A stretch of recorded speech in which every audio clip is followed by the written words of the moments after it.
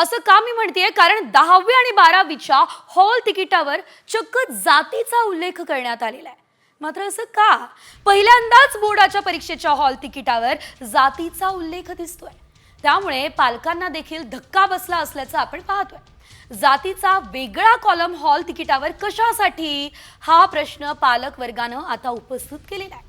मात्र शाळेत विद्यार्थ्याची कोणती जात नोंदवण्यात आली आहे याची माहिती पालकांना व्हायला हवी, यासाठी जातीचा उल्लेख केल्याचं स्पष्टीकरण बोर्डाकडून देण्यात आलंय.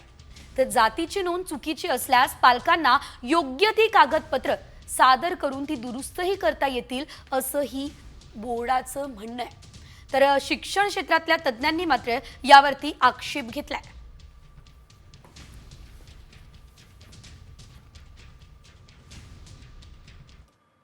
या हॉल तिकिटाचा उपयोग विद्यार्थ्याच्या पालकांना, तसे विद्यार्थ्यांना आपलं नावाचं स्पेलिंग बरोबर आहे का, आपल्या आईचं नाव बरोबर आहे का, आपली जन्मतारीख बरोबर आहे का, आपल्या जातीचा प्रवर्ग बरोबर आहे का, हे पाहणे अत्यंत महत्त्वाचं आहे. आणि या उदात्त हेतूने राज्य मंडळाने कॅटेगरीची नोंद म्हणजे प्रवर्गाची नोंद केलेली आहे.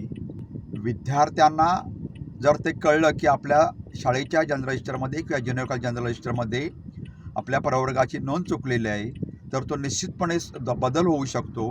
हॉल तिकीटवर जात प्रवर्गाचा उल्लेख करणं यासाठी चुकीचं आहे की विद्यार्थ्याची आयडेंटिटी आपण खऱ्या अर्थानं परीक्षेमध्ये झाकतो, जेणेकरून परीक्षकाच्या मनामध्ये कुठल्याही प्रकारचा बायस निर्माण होणार नाही. यासाठी नंबरवर सुद्धा स्टिकर झाकलं जातं. आणि इथे तुम्ही परीक्षेच्या हॉलमध्ये विद्यार्थ्याची जात कोणती आहे ही सरळ सरळ जाहीर करता, हे अत्यंत चुकीचं आहे. महाराष्ट्रामध्ये आज जात या विषयावर वातावरण अत्यंत भयानक झालेलं आहे. महाराष्ट्रातले समाज जीवन तुटेल की काय, अशा स्थितीमध्ये आज आपण पोहोचलेलो असताना अशा प्रकारचे कोणतेही निर्णय घेताना शिक्षण विभागानं खूप विचार करायला हवा.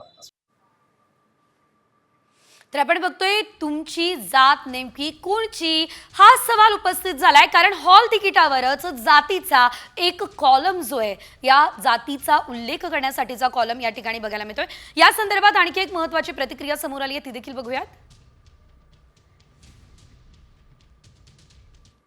सर्टिफिकेटवर तर आपले कास्ट त्या ठिकाणी राहायचीच.